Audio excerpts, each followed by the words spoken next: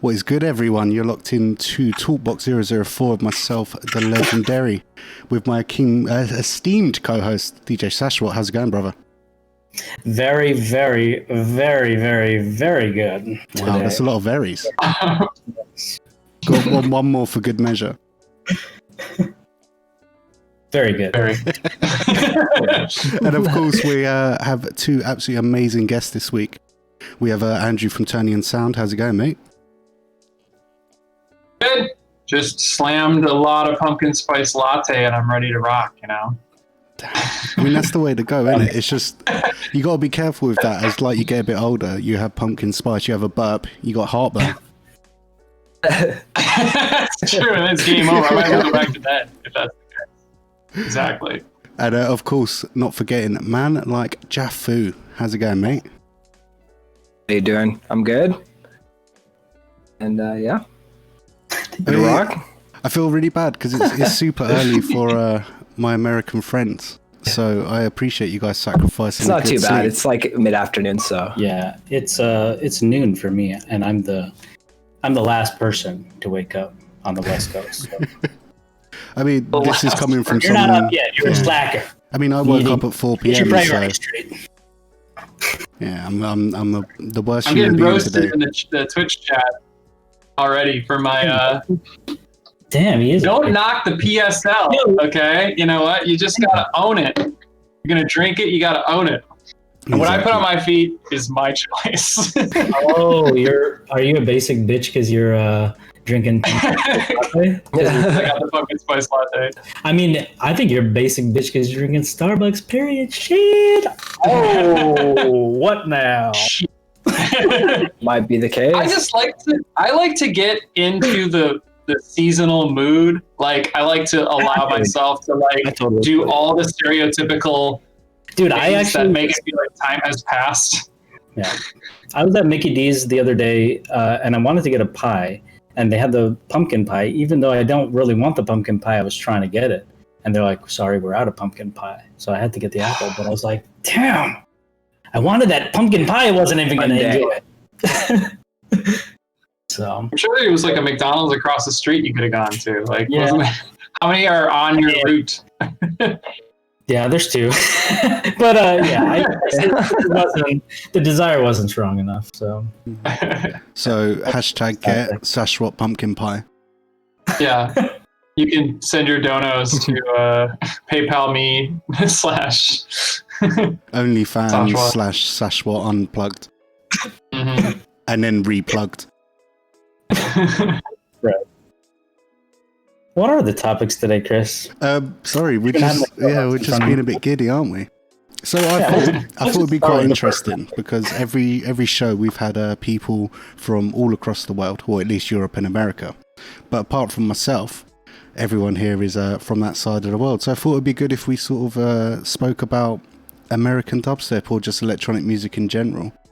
Because I would like some insight onto that, because from an outsider it seems that like Jesus, you guys have just taken everything and made it better and bigger.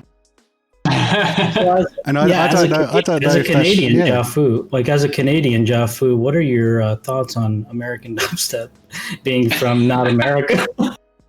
So I mean, we got it the same. We got it the same, exactly, right? So we're one of the same breed, Canadians and Americans. I mean, it's similar. Actually, things, we were talking about, not that this has anything to do with the American or Canadian dubstep scene, but we were just talking about the similarities between fast food at different Canadian restaurants and how Canadian restaurants have started to upsize stuff like Americans do. Yeah, that's for sure. Yeah. Mm-hmm. So Sorry, guys. Well, and we'll start to get some more American restaurants. I mean, Popeyes was not here 10 years ago, boom.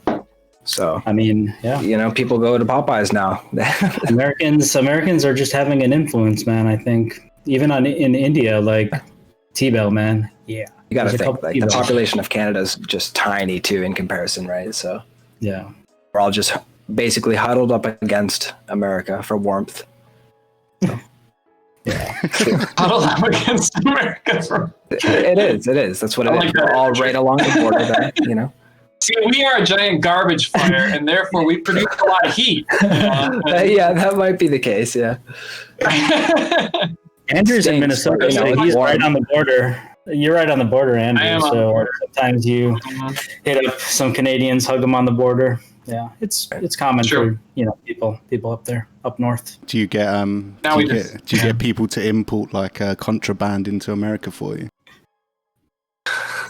I mean, good. I mean, like prescription drugs. Don't people get like their like diabetes, free healthcare and shit? You know, and stuff? The other way around. Our healthcare shit. We'll get the American smokes. You know. Oh, you get the American smokes, and we get the American tobacco. American tobacco stronger. Yeah. Nice. Probably smuggle down the beer though. I don't know. No, the beer would be expensive though. Alcohol is so cheap too, right? In the States, in comparison. Yeah, it depends on. I don't drink a lot of alcohol. State too. Yeah, Minnesota, Wisconsin especially, it's really, really cheap. But yeah, it should be on our flag. Honestly. I like how the chat is staying more focused than we are. Yeah, we need to refocus. All right, I can't see the chat. Really. This might be quite interesting. Is obviously part of the collective called Marauders, and I kind of have met a few times the people in that collective what are London based, or England based, like Kongi. I've met a few times, and Geode and stuff. But obviously, you yourselves is another part of the world, and as a co-founder, what was your intention with that? Was it just finding people all around the world doing the same thing, or? Really, yeah. We found each other through SoundCloud, just basically doing kind of similar stuff and geared towards a similar style. So I mean, all of us definitely have like a soul, influence, like chords. All of us like really chordy stuff. So taking elements from like techno chords and soul music, neo soul and stuff like that. That's pretty much where the idea came from. And it was just like B9 and I were already doing a lot of stuff together, like collabs and stuff. And a lot of that is actually just unfinished stuff that's been floating around forever. But and then Geode and Kanji, basically we formed a group on Facebook and just took it from there. It's crazy. It's so organic. That's what's great about it. Like, I think Chord Marauders, like, I'm always excited when I see a Chord Marauders release. And I also kind of know a bit of what I'm getting, which is a good thing for a label, I think. But, like, I feel like either not enough or I don't know who they are. Not enough people are, like, biting that style. I'm surprised there aren't more people doing really nice, authentic, chunky, like, dance floor appropriate chord kind of stuff. Like, are they out there? I do feel you, and I think maybe part of the disconnect might be that, like, I don't want to say that it's either a gift or whatever to have really good relative pitch, though definitely plays a part into being able to create those nice chords and stuff, right? And like, while there's a lot of people out there who do, not saying that there aren't, there's just maybe a lot of people out there who can't really put together chords in the same way.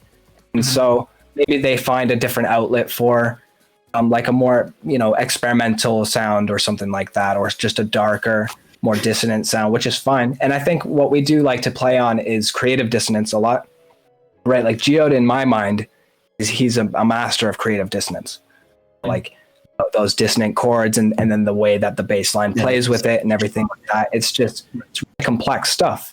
It comes from kind of a jazz background. I think that also comes from the fact that his mother plays, classical jazz, piano and stuff like that, right? And she's a jazz musician. Nice. That just kind of runs in their blood. It must, It's kind of like it is kind of hard.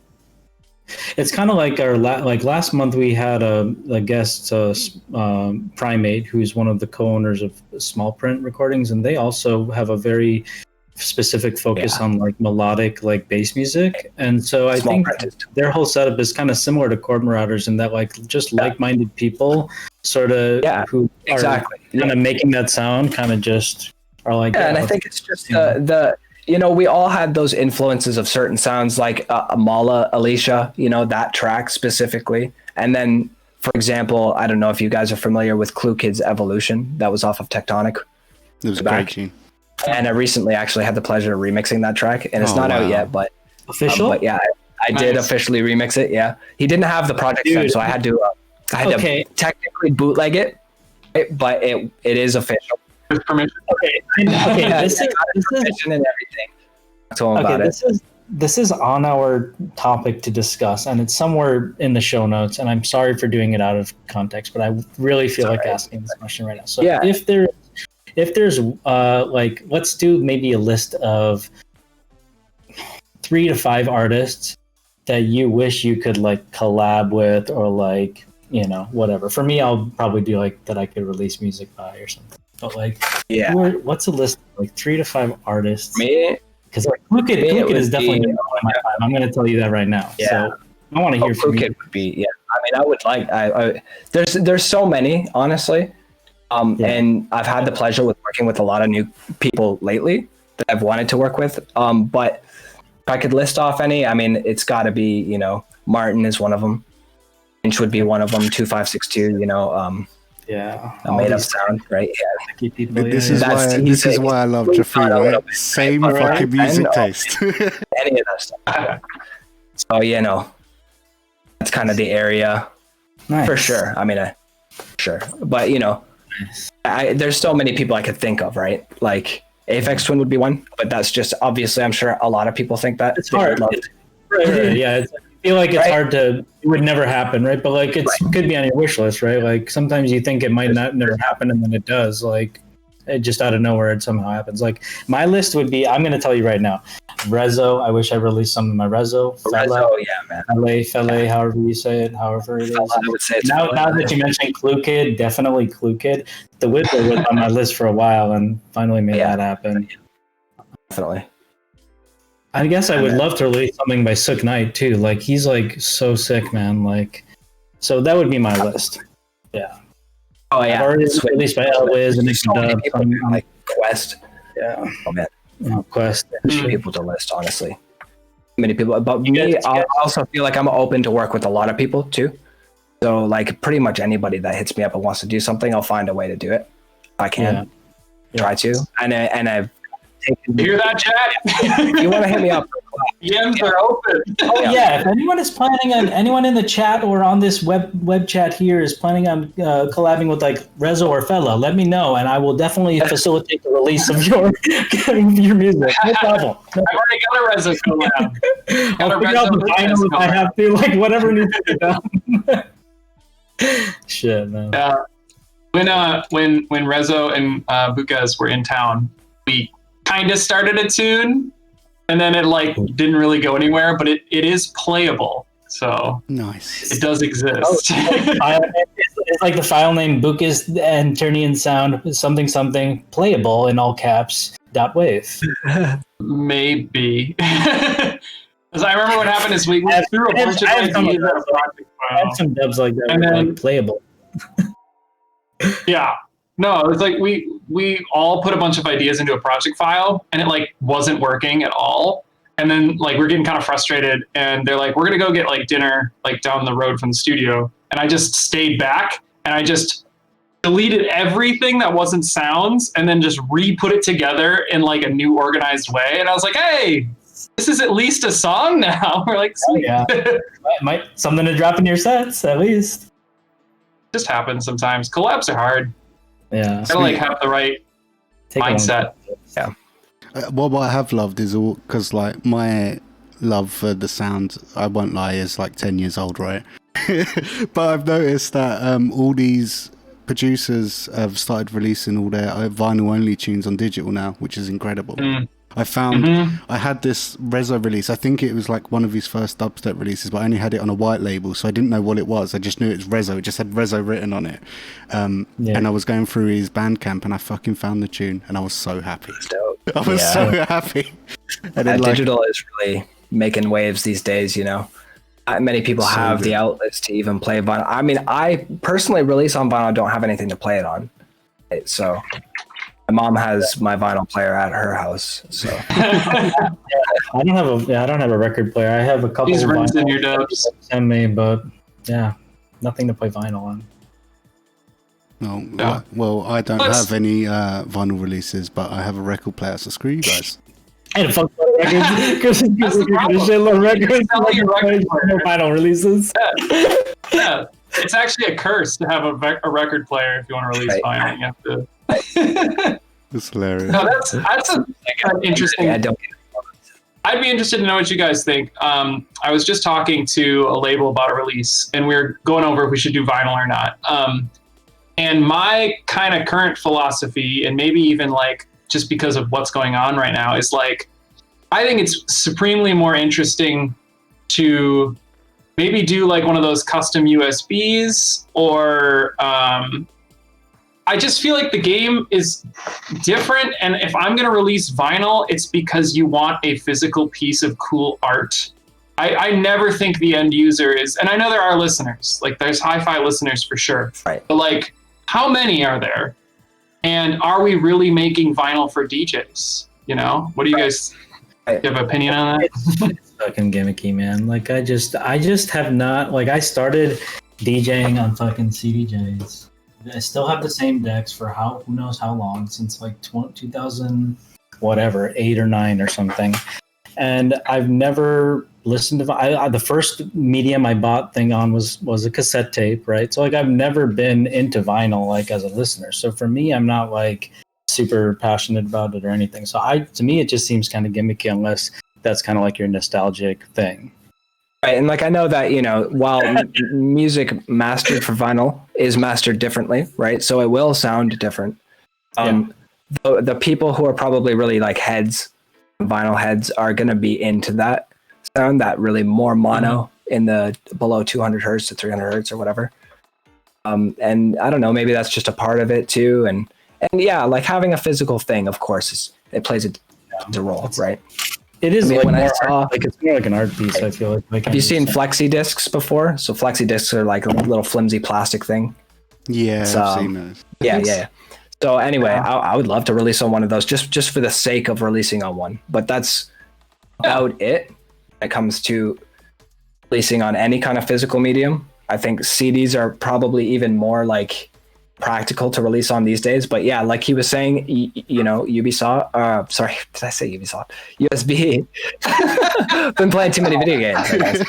No, but USB is definitely like, I find that to be a kind of an interesting trend. And there's so many different ways you could 3D print, you know, plastic coverings and do all sorts of different things to have USBs look artistically pleasing, send those out, right? So I come from like the complete opposite, where when I started DJing, you could kind of only get vinyl. So there wasn't any choice. It was like if you wanted to DJ, you had to get turntables, you had to buy vinyl. And then the more I started playing out and the more clubs had crap record setups, I was like, what's the point? What am I gonna spend like literally 800 times the amount for a tune to play it at home? No, like I love vinyl. If I really love an album, like any genre, I'll buy it on vinyl, right? Because it sounds better. There's no denying it. A record sounds better than a CD or whatever. But in terms of DJing, mate, I'd rather take 2 USB sticks in my back pocket and my headphones around my neck, not have a record bag on, not have to deal with a club shitty system or like a vibration messing up my mix. It's more hassle than it's worth. Although I do think that I do believe, I don't know the specifics about this, but I do feel that if you're on a proper system, doesn't vinyl sound like more punchier though? Because I feel like when I saw Joe Nice one time in Baltimore, he was playing all vinyl, and I just felt like it was just like hitting like harder than like anything I've ever hit. And I don't think it was the best system in the world, but doesn't it sound like punchier? Like, or is that not? I think that does go back to the fact that everything below 200 hertz generally is going to be mono, completely mono, right? And so that sits really well on a big system, right? Because the sub's not getting any interference frequencies, and there's nothing happening in the width. Some of those frequencies are getting distributed, so it's hitting hard in the sub where it should be, right? Yeah. Especially for bass music, and that's what you want, right? So I think it probably has some benefits there. Yeah, it's also it sounds more punchy because of the dynamics. Because more dynamic. So there is more dynamic range. You can't crush and clip a vinyl master like you can a CD master. So you accidentally make songs sound better because it sounds more like the pre-master because it's less compressed. So that's why they kind of hit harder. And I was going to say too, like, I think a huge part of vinyl sounding better is the aesthetic experience. It's like the difference between going to a movie and seeing it in the theater versus watching it at home or like on your laptop, you know? So like the holistic part of vinyl, the ritual of vinyl, I think makes it, and that's why it's worth spending on the piece of art that you really want to have that whole, you want to participate in that experience of. But I think I would be kidding myself if I was like, I'm going to sell vinyl to the 400 or 500 club DJs that want to hear the Ternion Sound plates on a live system. You know, I don't think that's the market. It's more the ritual, the art. Yeah, it is. It's more the listening experience for the individual at home. Probably is the better spot for it. Yeah. 80 to 90% are like collectors. And that's not to say they're not like fans of the music or like huge avid supporters of the artist or anything like that. But they're not like buying it because it's like slightly higher quality, you know, listening experience or whatever. They're buying it because it's like it's a sick piece of something that they can. Yeah. I agree with that. I mean, with saying that though, I think everyone should learn how to DJ with records. It changes your whole perspective of it's hard matching for real. It's so fun too. It feels so nice to DJ with vinyl. Dude, I only DJed vinyl one time because I was playing a show in Milwaukee and it was just kind of a last minute show, and I don't use Serato. I never have used Serato, but that's what their setup was, and they didn't have CDJs. They only had turntables. So they threw me on. I had never used Serato. I played on vinyl before, and I'm playing a show in front of like my homies, like because all my people that I grew up with like are from Wisconsin, so everyone was there, and I was like, my transitions were fucking terrible, and it's not for free. It's a. But they were like, "Good job, Sash." I'm like, "Really? That was not a good job. That was the worst fucking set I've ever." You didn't just leave. I have literally the complete opposite of that story. So when I first played Get Darker, right, Cyrus said to me, "Yeah, cool, you can play, but I want you to play your own tunes because they're sick and they need more attention, right?" I was like, "Cool." I'm like a poor 18-year-old. I couldn't have cut dubs. So I took CDs, even though I've never seen a CDJ before in my life, and tried to mix on them. It was fucking awful. Absolutely awful. Touch the platter and it stops. Oh my God. Never look up. I'm not even going to tell you what episode it was. Just don't look up that one. Look at the one I done with Hatcher. That one's fine. All right, chat. You know what to do. Thankfully, I don't think they've uploaded it. It's fucking awful. But just to tell a story about that, I played one of my tunes, and the sub bass on it was so deep that it made a tile from the ceiling like crack. So I'll take that. I'll take that for the clanging mix. Yeah. Hell yeah. No, it wasn't 134. It was like 30 or something like that. It was one of the first ones. 134. Listen to that. It's a sick mix. It's bare dubs. Sick mix. So what's it like for your guys' local scene then? So like, I guess say where you are and what your local scene's kind of like. Fuck man, what's is the local scene? So Minneapolis, pre-COVID. I always felt really fortunate because I'm originally from Wisconsin, and there's definitely a smaller electronics. Well, there's like a smaller dubstep scene. I wasn't anywhere near like Milwaukee or a big city. Or Chicago. But Minneapolis has a really, really strong techno scene. And, well, Sash, you've been there. Yeah. But, dude, it's crazy, man. Me and Andrew are like the same, man, because we both grew up, I guess, and I didn't know this, but I guess we both grew up in Wisconsin. And I went to undergrad at the University of Minnesota, Twin Cities. So I was pretty much there, like, right when I started getting into dubstep is, like, I was living in Minneapolis, right, when Andrew was there. So like, yeah, like we haven't done introductions or anything, but like it's kind of interesting like how me and Andrew cross paths because he's like mastered the first Dank and Dirty Dubs release, and like I knew him as Nostalgia and shit. So like, shit, man, we go way back. Long ass time. Go way back. But yeah, like Minneapolis scene is way sicker than Milwaukee though. Minneapolis was like I've kind of been shifting around since I grew up. So I was in Milwaukee area. I mean, I was born in Ohio, then Milwaukee, then Minneapolis, then like the DC area. It was in like New York area for a while, and I would say that Minneapolis has definitely probably they have the best scene out of all the places I've lived. I would say, like for electronic music, because it was very versatile, like a little bit of everything, and just really sick shows. I went to so many underground fucking raves for like they were like all drum and bass and like happy hardcore and shit. And then they had big on trance and house, which is what I mean. I was a house DJ before dubstep, so most of the time when I was DJing in Minneapolis, I was playing electro house. And I only just... Well, when you were in Minneapolis, there's a lot of production companies, and there's a lot of people throwing multi-genre raves and shows, and that kind of slowly died, which is really sad. And we're kind of trying to bring that back. It's like it was so much fun when I was up. Appreciating and seeing shows of all the genres is way more fun than being like, super exclusive, exclusionary. Right. Because it also tells the DJs when they're playing, like, do whatever you want. Sometimes I'll rock up to a club and I'm like, right, I want to play an Afro house set.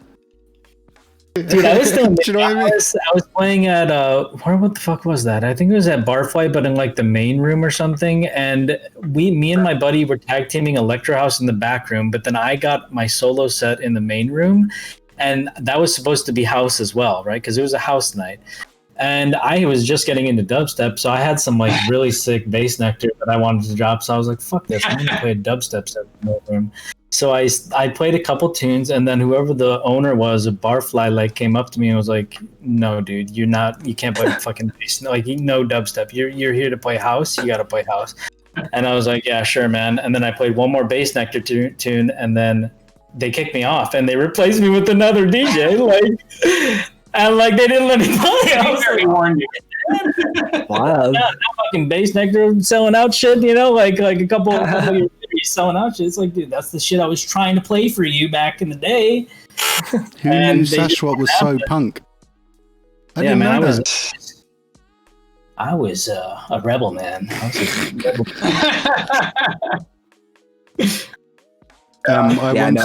I've never played a city. You never what? My city. Your city? I've never played in my city. Yeah, no, never once. Jesus. Played once in Toronto, but otherwise it's, I consider myself more of a studio producer. So there is a scene, and I'd say it's more locally in Toronto, but not so much in my city. There was a guy that ran a radio station. More like mainstream, like a little bit more mainstream. Yeah. Maybe. Yeah, like if anything, and I mean they have it's a college town, right? So they have college radio, and they sometimes play some pretty good electronic music on there, but that's about it. And played out west a lot more, over in BC where the scene seems to be a lot stronger. Yeah. Dude, back in the day, play like house parties like all night, like college days, man. Yeah. I feel old now though. I can't be doing that kind of stuff. A couple of house parties, but that was it. 10-hour set, 8 or 10-hour sets just going all night long. I still like fun. The house parties are the best place to learn how to DJ. Though. Yeah, for sure. Like if you're just learning, anything goes, and if you suck, it doesn't really matter. Like dance floors at the park. Like you can't go in and like pre-plan your set when they're like, "Hey, play an 8-hour set." It's like, okay, just bring a shitload of tunes and like just keep mixing. Like, sounds good. Yeah, I feel it's fun times though. And it's more unrestricted. But like, now we're in COVID times, man. So like, we can't even be talking about scene because we're talking about the scene like 10 months, literally like 8 to 10 months ago. Yeah. Well, this is why I'm a good host. I'm going to segue. How do you feel about internet communities? Wow. What was your segue point? What did you say? Yeah. So now we're in a COVID world. Internet communities are more important than ever. Like, how do you feel about that? Because I'm part, like the Facebook groups on about 140 and stuff like that. Some of them are really positive. Some of them, they're funny memes, but you can just tell that these people need to like go to therapy, right? And it's basically like specific groups out already. Yeah, when everyone has a voice, it's kind of hard, right, to cement what you're trying to push. I just wondered your guys' opinion on that. For me as a recluse, like it's kind of nice to be just away from everything and not be so expected to go and play live and stuff. I mean, I love to play if I do get the opportunity to, but at the same time, it's like going to a party for me. Like it's like a drag to have to get ready and go and interact with all these people. Once I'm there, have a great time. The idea of going, it throws me off and I don't want to, right? So it's like kind of like that. I'm just, chilling at home, making music. And I feel like I have more time because nobody's expecting me to do anything else, right? So it's been one good thing, one blessing. Yeah, I mean, if nothing else, even that framing is helpful. So Ternion Sound, someone just asked us in our Discord, was like, are you going to do any indoor shows? Are you going to, because outdoor shows are kind of closing down regionally because it's cold. And like, what is your stance on that or whatever? And we just decided in one of our like meetups that we are going to essentially, until like new information, like a vaccine or something comes out, we're not going to take any indoor shows. And then we have this arbitrary date of like March 1st, 2021 is like, I bet some showiness stuff will happen, right? And that's just like a date we set. But the nice thing about that is that we took our energy and we're not constantly worrying about playing shows. We're like, well, then what are we doing in the meantime? So now we have the Discord community, which we sort of like built and converted over from Facebook. We've got the Patreon, and that's like where our efforts are focused. And I think that mental shift has been really helpful for like survivability for us right now, especially since we're, it always feels like if you're not getting shows, you feel less relevant, right? You're just like, or whatever. But we just accepted that that's not going to happen. So now what do we do and be positive about? That's kind of like where our heads are at right now. I think it's good that you're pushing like modern, for music, it's a modern way to interact with people. So like YouTubers and Twitch and things like that, like gaming people have been using like Patreon and Discord and things like that for years. And like people are literally earning money for their living by just having a Patreon. I think that's great. Just for providing content. It's such a game changer, dude. Like I have wanted to start a Patreon for like a year and a half. I've been planning it for like a year and a half or 2 years. And I wouldn't say it's necessarily imposter syndrome, but I was just like, I want to make sure that we are offering bang for buck, right? Like if we're going to offer this service, it's going to have to deliver the value, and we're not just going to like beg, because if we're going to beg, we might as well just do like a live stream and like put our PayPal link and be like, hey, it's hard right now, But like, I don't know. It's been extremely, it feels like I guess we're chipping away at our careers and making some progress, right, because the Patreon's doing so well. And that's a nice feeling when it's not just like hamster wheel where you're like, I don't know if any of this is doing anything, like, because now it's like we got 2 to 4 songs to release every month.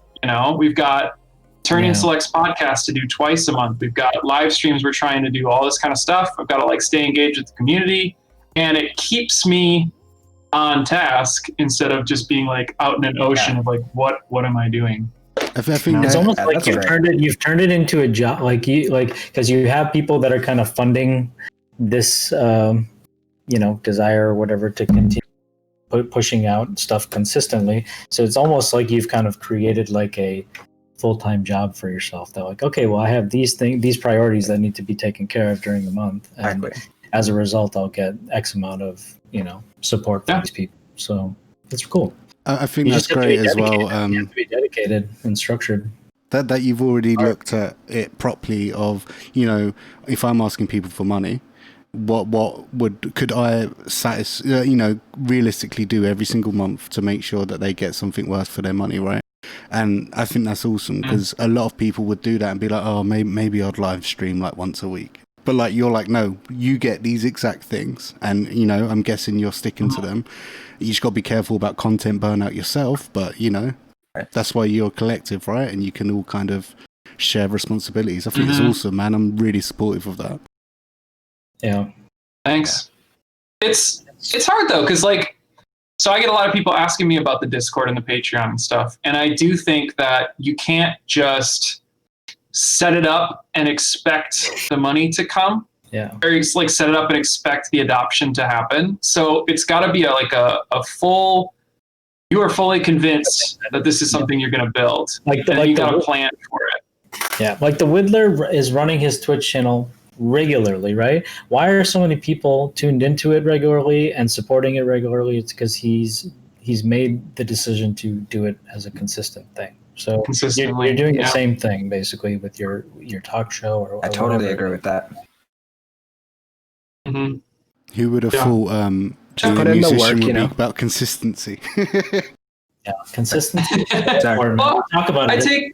We talk about it every show. Yeah, I take my career very seriously because a long time ago I made the decision that I was going to make my living off music. And that's led me down a bunch of different paths. Like I've got like a alias that does more clienty stuff. I write for some theater companies as contract work and stuff, and that's choices that maybe not everybody would make. But I am, and when I teach my private lesson students too, is just like, if you're going to want the career like money, you have to put in the business like ethic and like planning. And it's funny too, because like some comments I'll get in a lesson is like, oh yeah, I really love like the introduction of these like businessy ideas into your art. And I was like, well, I mean, unless like the dice get rolled and you happen to make a hit, this is what you need to do, And I've been doing the music thing now for like, I don't know, 6-7 years as my like basically main income. Right. So it's possible, awesome, but and then that's not for everyone either, because I'm also not prescribing that every single person who wants to be a musician has to set up these sort of things, because it's like, no. But if you want that career right now, I'd consider it. No, absolutely. See, I love going and doing my 9 to 5 and getting paid a pretty good income and then coming home and making music. I'm happy with that. Like that yeah. I'm happy with music being my hobby. Because look how hard you have to work to make it work. Right. I don't work that hard. Exactly. I really don't. Is there like a pet behind you?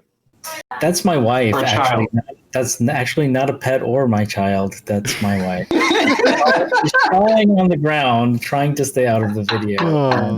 Well, I'll tell you what. Let's play a tune then, and Mrs. Sashwat can have a little walk around. Yeah, let's play a tune. Let's play a tune. Should we play your tune, Sashwat? She's just like, I give up. I'm off. What was that? Should we play your tune? Yeah, sure. Let's play. Let's play the tune that I chose. It's a track by MediCated. It's a remix by MediCated. Yes, and the original is by Deafblind. And it's called Bones. Or Bone. And it's called Bones. Man, I'm totally unprepared. I'm like, who's the remixing artist and main artist and the track name? Look, I'm just going to play it. It's a big tune. We'll see you in about 3 minutes. We'll talk about it later.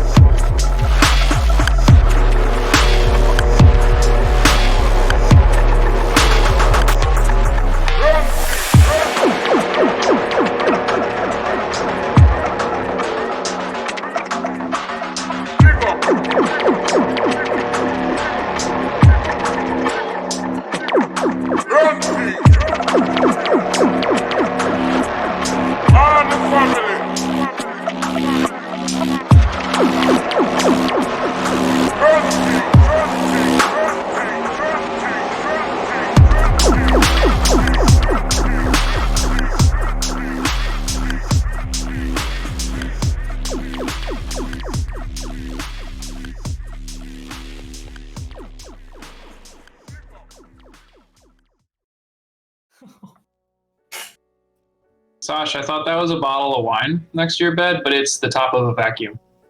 That is a vacuum cleaner. It is. So I was like, hey, how's it going, buddy? so that was the MediCated remix of Bone by Deafblind. What a banging Yeah, tune. And he gave that out for free. I actually just realized I had no idea that it had been given out for free. Like, I'm going to give a little link on the... so go grab that while it's still available, because that probably is not going to stay free for a while. So, it's absolutely insane. Yeah, the reason I thought it was a dub, honestly, and I just wanted to share it because I was just talking to MediCated, and he sent me like a shitload of his dubs, and like that dude is just insane, man. Like, he's so underrated. He's like so good, man. I don't know, like I put like Radical Guru on the pedestal of like greatest reggae dubstep producer in existence, and I'd say like some of like most of MediCated's like dub reggae tunes are like on the same level, if not higher level than his tunes. So it's like, it's crazy. So I'm definitely going to release like an album by him, and then also an EP of like a few tunes and vocal versions of that tune. But yeah, the Bone tune, I think like we probably weren't planning on releasing, right? We weren't sure if we were going to release, but it looks like it was given out for free already. And a lot of the tunes that like I'm probably going to put on MediCated's album, you can probably just buy them straight off of his Bandcamp right now. Like I'm probably just going to re-release them because I don't think they got like proper label releases. So like you should just like go on his SoundCloud right now and support, like just buy all this shit right now. And some of those will be repeats, but then some of them are going to be like dubs that haven't been released as well. And Bone probably, I don't know, I'll re-release that shit if I can. Like I don't give a shit if it's been released for free. Like I'll release it again because it's a sick tune. So you're gonna buy it again or download it for free again? Well, you'll get it on yeah, man, too, right? That dude is sick. What was that? You get it on streaming then too, right? If it's not. Yeah, you get on. Yeah, I'll put on streaming. Yeah, I'll put on Spotify, and then you could grab the wave and stuff if it's just an MP3 or whatever. But like, yeah, I don't know. I'm a big proponent of like re-releasing stuff if it doesn't get a proper release or whatever, because it's like sometimes people feel like, oh, you already released that for free and like 5 people bought it on Bandcamp, you know, from your self-release. Like, I'm not gonna touch that. Like, I don't understand why labels are like, as if like they're selling like that's gonna tarnish their release or something. Like, you're gonna probably you're gonna sell like maybe like 50 copies if you're lucky, digital copies. So like, how does it matter if 5 other people have it already? Like, I mean, isn't the whole idea... It's going to get leaked the second you release it anyway, so, like, who cares, you know? Isn't the whole idea of having a label is to push good music? It doesn't... Yeah, exactly, yeah. You want to have a collection of good music, right? Yeah. I mean, so, you brought up Contra a good Scandal point. too. His track Rona was already released for free, but I was like, yeah, we'll just re-release it and put it on the EP too. Like, fuck it. I mean, a lot of people haven't heard it. This way, more people will hear it, you know? So what I love about Sashwat is he's always like an early supporter of people, and you know, I'm pretty much all of us sitting here. It's just like Sashwat's put all our music out when like we were still starting out or like quite unestablished compared to now. I mean, do you guys have anyone else who's like really been an early supporter and really made you push forward with things, or?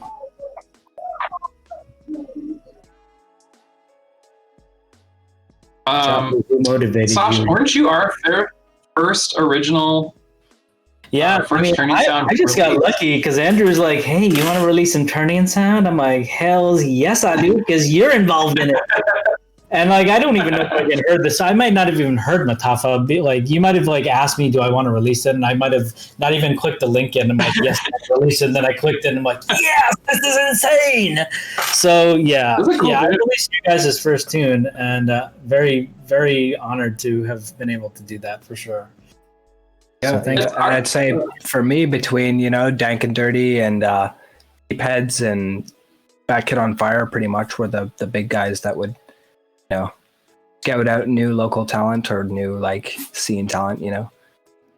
A crazy little putting stuff like that definitely put a leg up, and getting some more following and views and stuff. So, I mean, I have to thank you for that. Because I know for sure that like I released Jafu stuff after everyone knew like Jafu was the tits. You know what I'm saying? So I wasn't like, I don't feel like I was like. Well, I don't know, man, because I think when I first put out, I only had like 3K followers or so. Only. When I put out with you for the first time. And it was just, it's always been like a slow. Yeah, I'm just like curious, like who was like supporting you, like when you had like a couple hundred followers or like, like 1,000 followers or something like that. Right. Like label or anything that were like, yo man, you're gonna be big as shit. Yeah, honestly, that goes a long time back, and it's hard to say really. Like my first release, the guy called me from San Francisco, and on the phone, and so for me, I was like, oh, this is it. I'm getting signed here now. Okay, this is a big deal, right? Yeah. He gave me an advance and stuff, and looking back now, I think like I would have rather not put out that album so swiftly and not the way I went.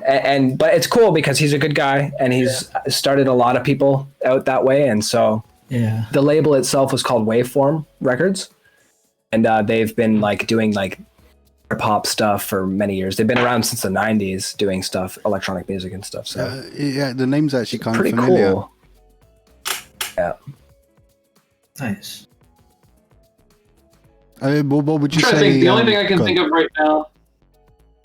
Oh, sorry. Is like for us, one of those big hallmark moments of exposure for Ternion Sound is we opened for Distance in Minneapolis and we opened for Jay Kenzo, and then they both emailed us on the same day to do vinyl releases, which was nuts. And they're friends too. And we sent them both the same dubs pack. And they each picked different tunes.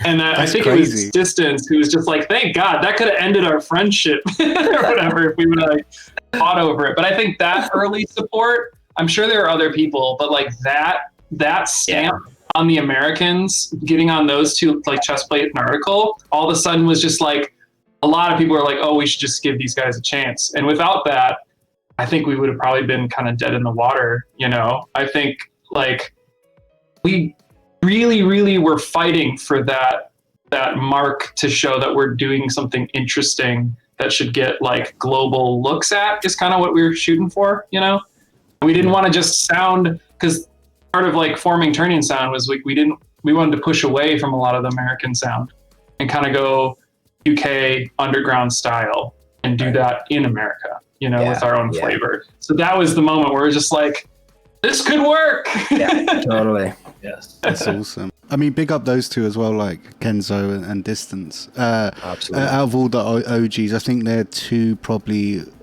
advocates of new people. Yeah, and they're not scared to take a risk on someone doesn't know, right? Yeah. I think that's great. Mm-hmm. They both will have like segments like that. Like I feel like both of their, whatever shows they do, I feel like their shows are always changing where like what radio station they're playing on or whatever. But like Distance would always have like those shows where he would have like a new talent section, right? And then Jay Kenzo will always be like, I feel like everyone will have some like one of their all of these smaller artists will have their tunes featured in like a Jay Kenzo mix or something. So he's out there supporting like everybody. So yeah, they're definitely two of the people I would say like bigger names that are like supporting underground heavily. I mean, I like telling embarrassing stories of myself. The first time I met Distance was when I was supporting him at a Mindstep night, and I just finished my set, and he was on like half hour later. There was like something going on between that. I was like, oh shit, that's Distance. I'll go say hello.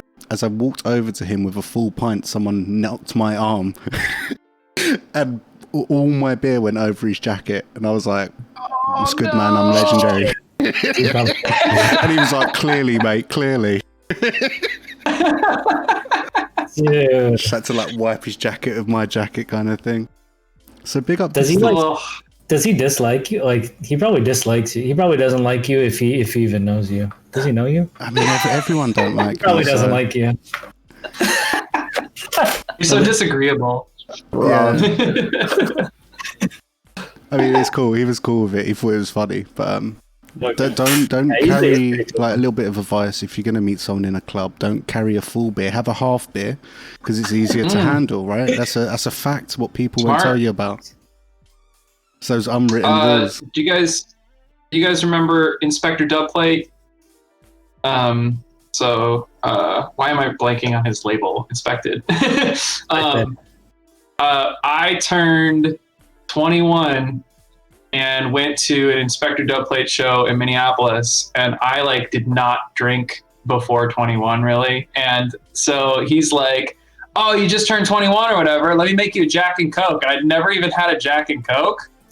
So we were sitting and talking, and I was kind of starstruck, and we were just like chatting, and he just kept making them for me. And then I was just like getting up to leave, and that was that moment, you know, where you're just like, oh, I've been sitting and drinking for too long. Yeah. And I was just like, oh, nope.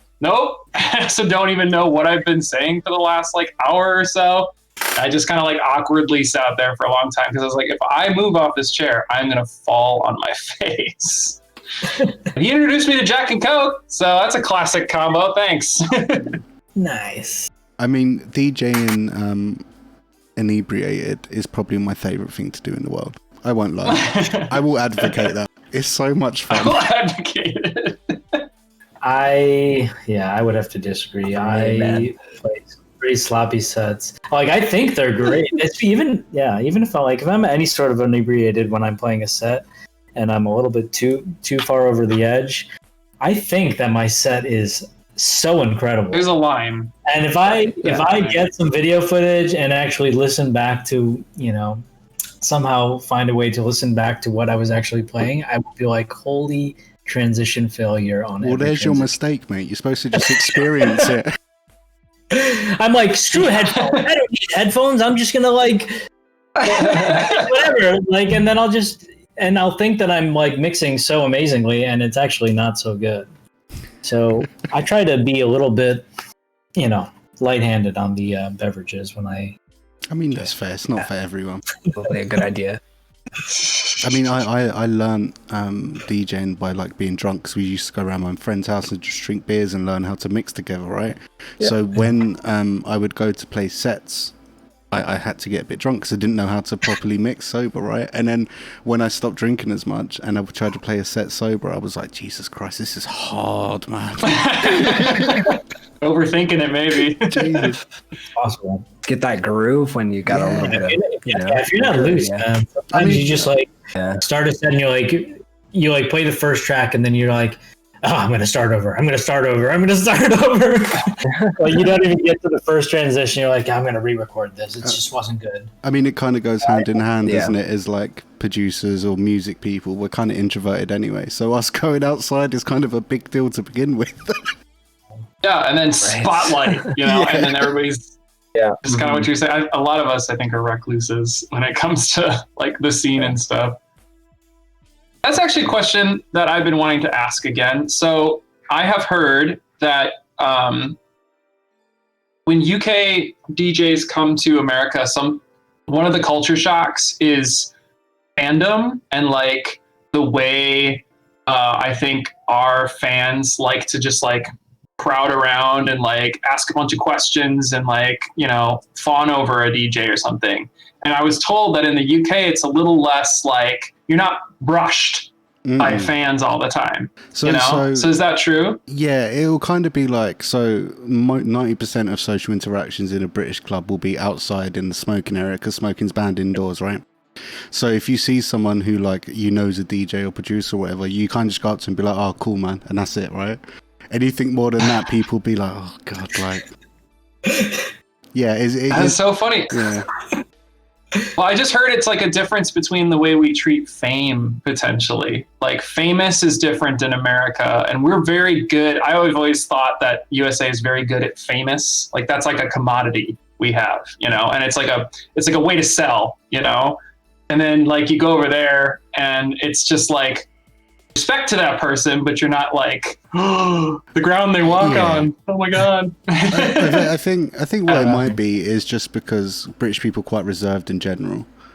So like if someone approached you when you was over here and you was like asking them questions, then you'd probably sit and have a chat, right? But usually the interactions are just like, oh, like your latest release was sick, and they'd be like, cool, man, and then you just walk on. You don't ask about their snare chain? Oh my god, imagine though. I don't know, the thought of that, if someone's just like, oh dude, like how do you do your pads? I'd be like, oh no, I'll just fucking every do it. single Why are you talking to me show about all that? the time. Yeah. It's okay. Like you get used to it. But I heard specifically from like foreign DJs to America that they're just like, I gotta like have a locked green room door. This is ridiculous. Oh, I wouldn't say it's that bad, but yeah, I think it's just British people in general quite reserved, and we don't like talking about ourselves very much, unless it's like what I'm doing, self-deprecating. Cat cam. Yep. Hey, kitty. Oh my god, that's so cute. I need to get a cat. This is Amy. So, I mean, what's quite interesting, how did you guys Her name kind is of Amethyst. start producing? Was like 140 your first genre, or? For me, if you look at all my handles, it's D&B nostalgia. So drum and bass, like, is still my first love. So, and being from a small town in Wisconsin in the United States, I didn't know what electronic music was until like high school, you know. And I got into electronic music because I've always been writing music, and I hated the fact that I couldn't write a full song by myself. I needed to have like 5 band members or something. We all had to have practice and all that kind of stuff, right? And I was like, wait a second. Yeah. With a computer, I could like do all the parts myself. What? And then it just spiraled from there, basically. So I tried to make drum and bass forever. And then Benga's Diary of an Afro Warrior came out, and that was the first time I heard dubstep, and I got hooked. Yeah.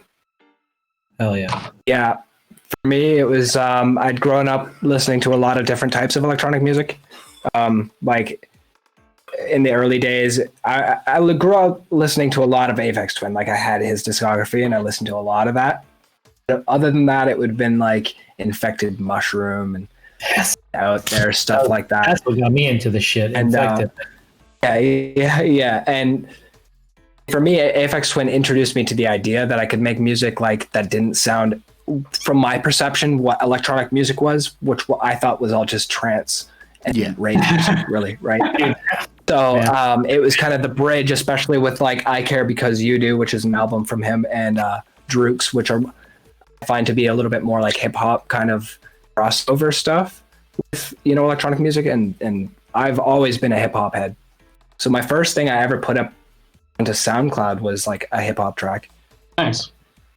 I was already listening and trying to make dubstep before that, because I mean the first stuff that I had ever made on FL Studio was just some weird random music. It was like melodic stuff. No, it wasn't. It was really strange, like out there. The timing was bad. You know, I like a lot of presets just screwing around and trying to figure stuff out, but it was kind of like video game music in a sense. And then I had heard Skang from The Bug was the first dubstep track I'd ever heard, and that basically changed my life. Once I heard Fabric Live 37, which I was explaining to my girlfriend earlier today.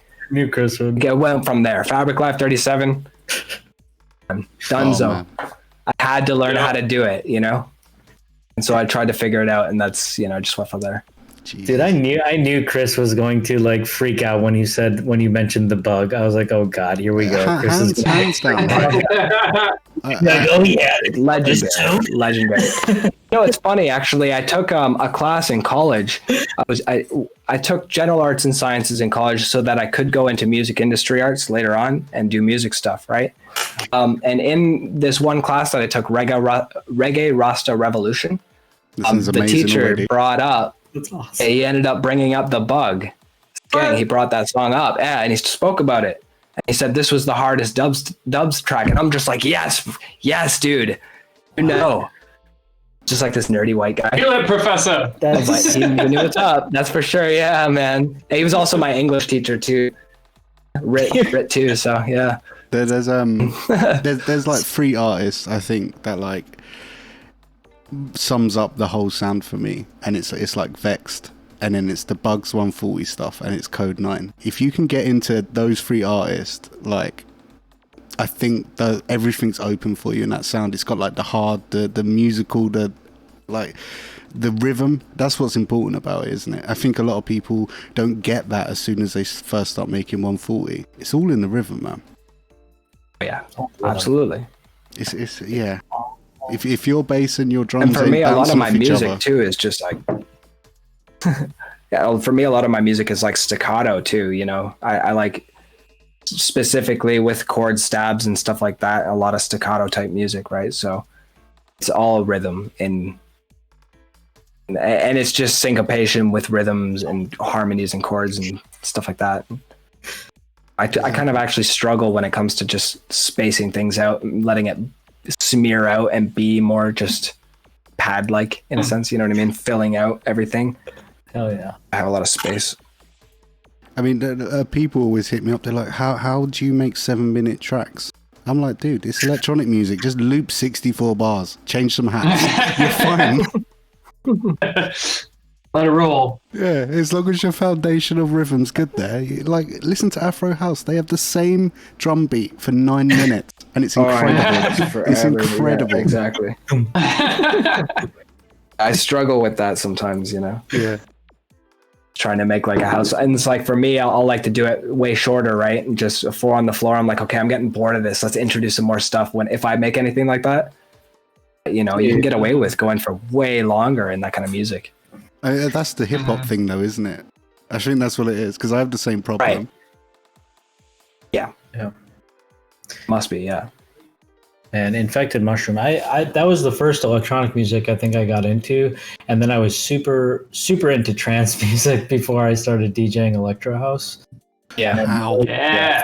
My first favorite DJ was Armin van Buuren, baby, AVB. Oh. And then once I got my decks and I started actually DJing, at that point I was like sold on electro house being the sickest subgenre of electronic music. And it took me until I went, you know, I always talk about how when I listened to the Whittler on dubstep.fm on like a crazy sound system, it was that point where I understood why electro house is not the coolest subgenre. And yeah. Is that Flextro, bro? Yeah. You don't know until you had the opportunity to listen on a proper system. Right. Otherwise, you're like, this is not with good a nice big because you're in the mids. Like the mids of electro house are like almost unbeatable. Like you can't find anything harder hitting than mids. But then, and I think that was where, you know, I was fortunate too, because when I had first heard the bug, right? It was on a nice big subwoofer, and I had been drunk too. So like that just did it right there, you know. I heard it and I was like, wait, what is this? So that was or wasn't in class? I wasn't in class. Okay. I went to school later. I went to school later. Yeah, I know, right? No, I went to school later and and then when he put that song on, I was like, yes, you know what's up, bro. I don't know if this is true, right? But evidently, Killer P and Flowdan went to the Bug's house. He played that, and they freestyled it. I don't know how true that. Really? I don't know how true that, but it kind of makes sense because it's so fucking random and stupid in like the best way. Imagine if that's true, though. Who knows, man? I mean, that's the way production works, though. You know, it's like you spend a lifetime learning skills. And then one random afternoon is when you're going to write your best song in like 3 hours, you know, or like a really good song. And then other songs you're going to spend like, 6 months on it. It just happens. That's like... I accept it. Legendary. What was that one remix that you did? What was that remix of that? It was like this Keswick. It was like this... Oh, that Keswick tune. I put out by Keswick, and there was like an Enigma Dubs and a Radical Guru remix on there. And like the release was about to come out, and I was like, hey, Ledge, I gave him the stems, and I was like, hey, man, I kind of need like a promo track to give out with this EP. And so like he just made this remix in like one night and like gave it to me the next day, and then we just put it out like as a promo to go along with the rest. Sometimes it happens, you know? Yeah. I was like, hell yeah. I think the Patreon is forcing me to finish more good art and get better at finishing it faster, because I have, instead of the thing that used to motivate me more than anything else to write music was having a show coming up. I would always write a song before a show, you know, because it's so fun and addicting to play a new song to a crowd, you know, like that. And then now it's like I've got the Patreon pressure, you know, so I just have to just kind of be like, okay, I'm good at this. I'm going to write good music this month, you know, and accept it. But I don't know, the deadline and the pressure, otherwise I probably wouldn't be finishing as much. It's going to be interesting. Right. Once you guys get back to playing like shows regularly and you're on the road, like if you're going to be able to sustain what you're doing. I'm afraid to say too much, but my instincts say that if we start touring again, the Patreon's going to have to change because I don't think it's sustainable and less in its current incarnation, because I don't want to release half-finished stuff, you know? So I think it can evolve. That's fine. You can figure something else out by like adjusting it a little bit.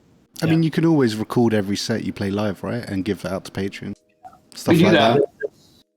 You can figure out content. Yeah. That's in the top tier, my friend, along with a merch discount of 10%. Man, I was there during like one of the. I don't buy a lot of merch, is the thing, right? But I was there right when Andrew had posted like some sort of. It was like a merch drop for something that you guys dropped. Oh, the T-shirt that you and Anna designed, right, with the gold writing on it. Holographic. Dude, I was there like the minute that you posted that, and I was like, oh shit, I should cop that. Like I should cop this like right now because it's gonna be gone like ASAP. And like I wasn't in the mindset to like get my credit card out and like purchase stuff and whatnot, but like I just felt like, damn, I'm here at the right time, because some of those things, like you had like a pin drop and I think those were gone like immediately or something, right? Like that was actual limited quantity. Yeah. This drop was a time window. Oh, it was a time window. Oh, is it still open? No, but I'd make you one if you want one. I'm making everything. Like that thing back there, that's a commercial embroidery machine that I just bought. Oh, you made an investment. Ooh. My wife and I are literally making the merch. So that's cool, awesome, man. I love that. That's so fucking DIY. I kiss each one. So you can basically one-off print them then by yourself. That's what I want to do. Is like I want to like I think it's the coolest thing ever. You sent me like $35 and a design. I'd be like, all right, I just made you a hat that no one else has. It's like dub plate clothes. You know? Dub plate clothes. Because we all the dank and dirty stuff, just for the sake of ease of my mind, I sell it through a website, and it's one-off printing though, basically, right? So they're doing what you're doing, but they sell it at a huge markup, right? So I have to pay them however much per unit. It's a ridiculous amount. But if I'm sure you can break even on the cost. I'm sure you paid a hefty sum for that, but I'm sure you can break even on the cost quickly. That was almost as much as my car. So it's a good investment.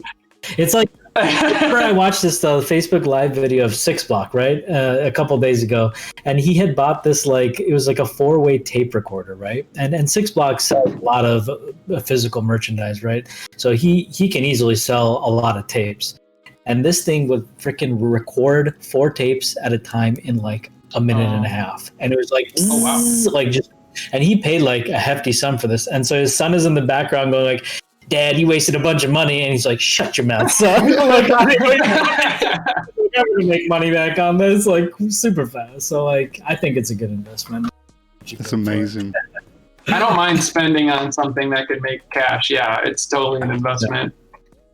It's like when you see somebody like selling a popcorn machine for like $20, you're like, maybe I should cop that and just like sell popcorn on the side of the street. I can make my money back so fast on this.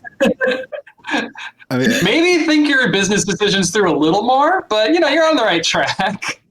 Just don't get Sashwat started on his Amazon Marketplace / Facebook Marketplace. Dude loves that shit. Any cheap You're deal. reselling shoes, aren't you?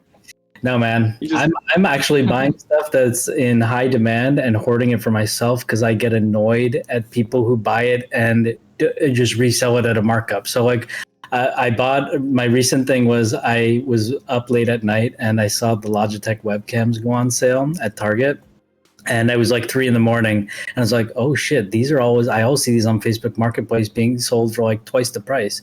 So rather than like being a douchebag and doing that, I just ordered like 5 cams and I'm like, I'm going to use all of these. And I just like my next live stream, I'm just going to have like shitload of camera angles and just make it look super badass and actually use them rather than being a douchebag and reselling. So that's my thing. That's a really weird way to. Isn't it like weird? Like it just annoys bring me. justice to that. Yeah. It sounds like you need to go outside a bit more, mate. Yeah.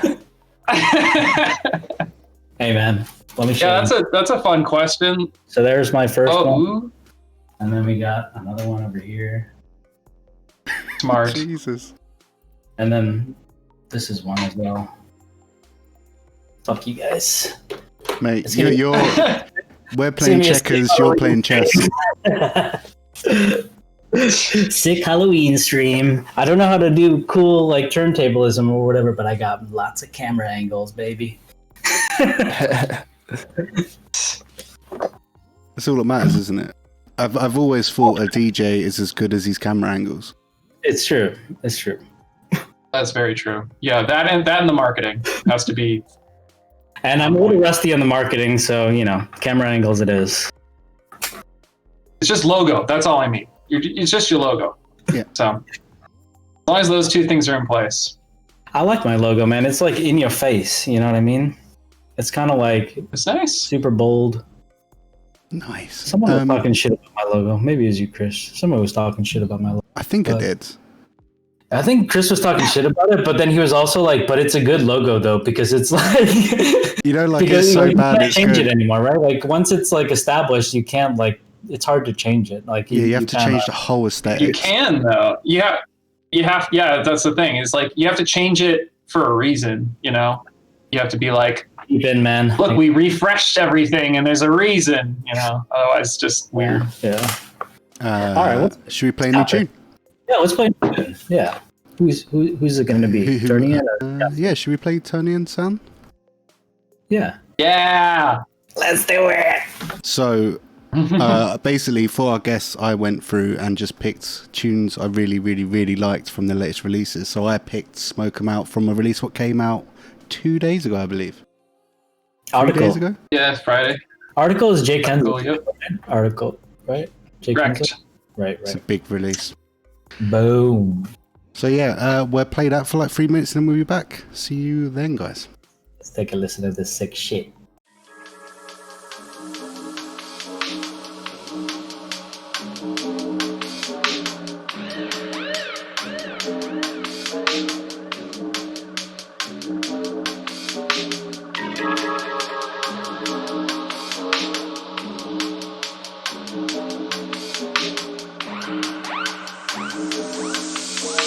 Watch me.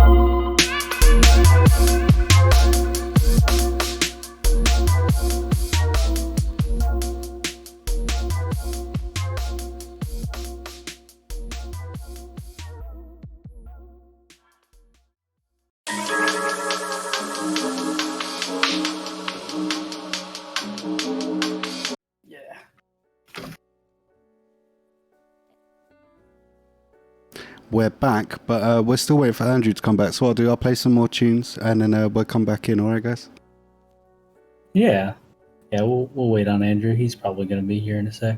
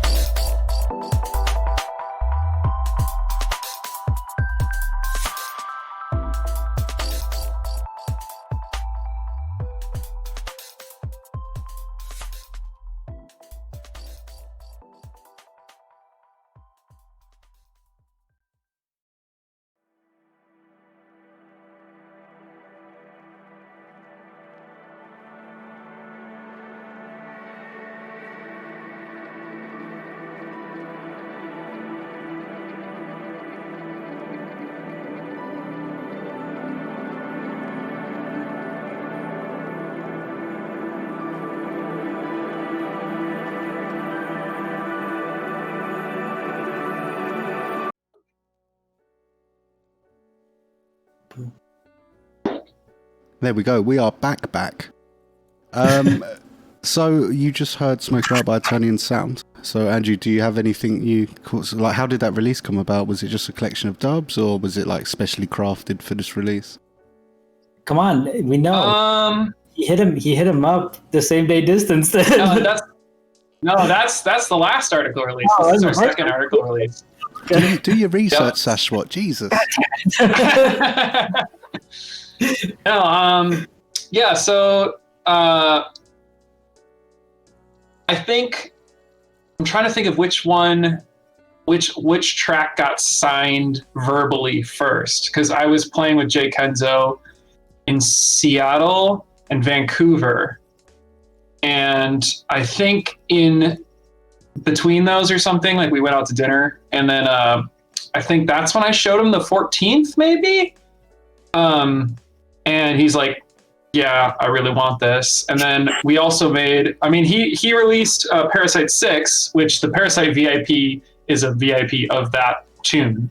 So that kind of belongs, to the label. And then I think those two were locked in. So we needed 2 more tracks, and I think we sent a folder of dubs, and we're like, it'd be nice to do some more vibey, spaced out stuff, for the B-side. And the Far North dubs is Jack and Eric. Eric did like the melodies and stuff live on keyboard, or I think they use hit pads. Jack was doing like the subs and the drums. And then Smoke 'Em Out was all Jack. And then I added a bunch of tweaks and added a wobble bass at the second drop. I think every tune on that EP is dope. And I'm super proud of the spectrum of that release. I think it's really cool, and I was just happy to have it out. It's been a long time coming. Man, I was looking on the Bandcamp, and the vinyl's already sold out on Bandcamp. Sold out probably in 24 hours. It came out on the 23rd, man. I saw, and I went on and looked there yesterday. Not that I was planning on buying vinyl. Play on my note. We talked about this, but not to go back, but already sold out. I feel like a day in. Nice work, man. Hell yeah. I mean, that absolutely goes against what we just said of what's the point in vinyl, right? It obviously sells. Yeah. Well, that's the thing. That's what we keep coming back to. I mean, it's all about how many are you going to press, Yeah. So marrying that number perfectly for the people that really enjoy it, and not having a bunch of back stock that eats away any royalties you'll ever get. Yeah. Yeah. I don't know how many we pressed. It's either 300 or 500 probably. Yeah. So if we did 500, I mean, that's amazing. Yeah. If you did 500, Yeah, if you did 500, then that'd be a good decent chunk of change too, in your pocket. And the next level release was of 500 pressing, I think, and I think that's finally sold out. So it's like, oh yeah, it's there, and that's super cool, and the art of that was super awesome and all that kind of stuff. But it just is very interesting. And yeah, we aren't even really getting cuts of any of these sales necessarily. Like, I think recoup cost is still pretty dang high, and then you got like everything that goes into it. We'll probably get like a couple $100, definitely less than $500, I would think. Unfortunately, that's like part of the focus, since we haven't been doing shows as well, and my personal focus for like the last probably 2 years is like, because I want to do sustainability. That's why you see us do so much DIY stuff. That's why I'm making the merch. Like, honestly, I'm looking into how I can just press vinyl, not like buying a lathe, but like how I can just be in each one of these steps and learn how to do it and do it correctly. And then if we can just get a little bit more cash out of each thing that we do, all of a sudden you can have a career, if you're like looking into each thing, Yeah. So that's like kind of been my focus. Yeah, as an outsider, it's very expensive. Like if you're not involved in any of the processes of that, right? It's a very expensive. I know a mastering engineer who has a lathe and stuff. So I do the mastering for all of our stuff. So it's like I'm already basically, all I need to do is talk to the cutting house. Yeah. And then make those choices, and then probably front a decent amount of cash. So that's always a big risk. But I've been getting less and less risk averse as time goes on. once you get like an idea of like what you can, kind of what people will consistently, like how many units you can kind of consistently get out and stuff, like, and you're a little bit more confident about that, then it's like you don't feel as bad taking that risk. But when you don't have any idea or frame of reference, you're like, shit, man, I'm not gonna like drop a few. You just got to go for it and try not to go bankrupt at the same time. Exactly. I think it's really healthy that you're very open about that kind of thing as well. Is because a lot of people you hear stories like, oh, I was never paid, blah, blah, blah. But like to literally say, we might not even make $500 on this, goes to show like that's probably why people ain't being paid, because they ain't shifting your amount of units. Do you know what I mean? You're an established name, so. Mm-hmm. No, I think that's part of what I like also about like you guys in this scene versus like when I was making stuff in the bro step scene too, is like it's a lot more about like mental health and well-being and sharing real world shit. Like this is my dirty studio where I make the merch I'm selling to you. Like there's no veneer here. I can imagine some scenes would be like, oh, why can't he afford to mass produce it? Like, but we're like, no, that's cool as shit, man. Yeah, exactly. I kind of want to, this is sort of off topic, but I was just thinking about it. James, what gear do you have and what gear do you actually use in your songwriting? Because I'm seeing two keyboards. One looks like a MIDI keyboard. This one's the Code 49 from M Audio. Okay. And this is a Roland SH201. SH201. This was the first, this is the first synth I ever owned. And it was like $700. They don't make it anymore. It's kind of got this really, it's a digital modular. So it's not modular, additive synthesis. But it's, kind of a plasticky sound, and I guess that's why it didn't do very well. There's a really cool. awesome... It's a cool little synth. I use it rarely. There's like a really awesome YouTube video. Yeah. I'll link it for you guys. This guy goes through every single synth and pedal that Roland ever done. Like it just goes through the whole history. I love Roland, man. And I remember Roland. He spoke about that synth and he said it's great, just no one brought it, so they discontinued it. Yeah. I mean, I like it. It's a really cool synth. It's got a really distinctive sound. A lot of people I've heard online say it's like got a kind of a plasticky tone to it, but it's interesting, that's for sure. I mean, if we're making a lot of capability, it's really good for pads and stuff like that, Yeah, if you're making like which I haven't done a lot of stuff, pads. You're gonna want plasticky, right? That's kind of the exactly, right? Want, I mean, it depends. Yeah, exactly, right? Especially now, like that's kind of a different sound that you don't hear a whole lot of. And I've got a rolling quad capture as my I don't even interface. understand. I don't know what you mean by plasticky. I'm having trouble understanding. Well, yeah, right? like it's a subjective thing, right? Punchy is different to other people too, right? Like I remember when I was in college and the studio like professor, right? He was the engineering professor, audio engineering. What he would talk about punchy for him was like the sound of a compressor, like the compression, the sharp attack from a compressor. For me, punch is like 200 hertz kind of thing, you know, right there, you know, like punchy, like it punches you in the chest. Yeah. No, it's just interpreted differently. It's like emphasis is on the different syllable, you know. Nice. That's all it is. Tomato, tomato. That's probably something. That's probably something Sashwat's not aware of. Is in music we all have 100 different words for the same thing. Exactly. Right. Exactly. It's all subjective. It's just art, right? So. Yeah. Yeah, I don't know. I think it's probably just the sound of the distortion itself. Kind of has like this, like it's coming out of a plastic box, maybe or something. But I don't know. It's cool. It's interesting. That's for sure. It's great for pads. That's for sure. Yeah. And then I recently just picked up a TD3, which is a 303 replica from Behringer. Nice. It's nice. I like it. I like it a lot. Yeah. I started out way back on an RS7000, which is up there. Like it's that silver thing right there. Sure. Yeah, and so that's a Yamaha RS7000. It's basically like an MPX. Looking it up on Google Images right now. Oh, it's a drum machine? Yeah, it's a drum machine, sequencer, sampler, like a rompler. Oh, that kind of looks like the Electrope. That kind of vibe. Actually, it is a lot like that. I got it because my buddy got the Electribe.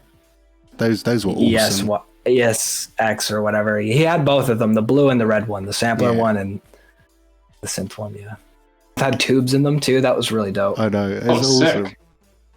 Yeah, they re-released that recently, though, didn't they? They republished them, whatever you'd call it.